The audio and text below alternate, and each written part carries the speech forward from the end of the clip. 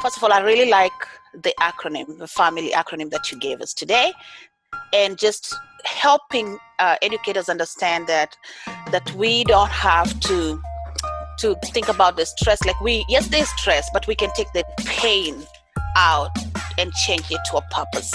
So you also say that I love when you say that we are the sum total of our environment experiences, relationships, and actions.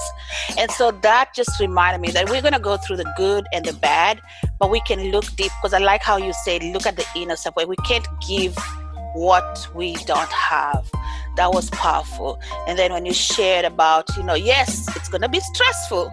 Like, you're not painting a rosy picture. You're saying it's going to be stressful, but the progress brings success.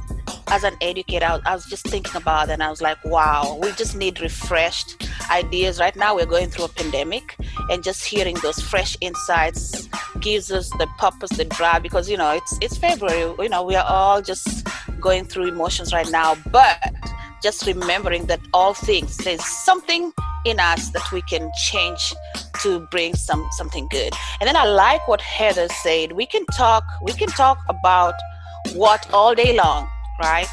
But unless we we talk about the why and how, there's not going to be action. So the experiences, and especially about the internet, sometimes we take things for granted. We just, we log in and we just don't. So to pay attention to those passwords was just an eye-opener again about just how we need to be very intentional about what we're clicking on the internet. And then listening to Alicia, she was talking about empathy and how you put your classroom procedures, and just refreshing, because sometimes we take things for granted, like you've taught, and you just want to hear those refreshing on the goals, verbally articulate yourself. So it was a powerful session, and I wish that more educators can log in next time to listen to these powerful words of wisdom.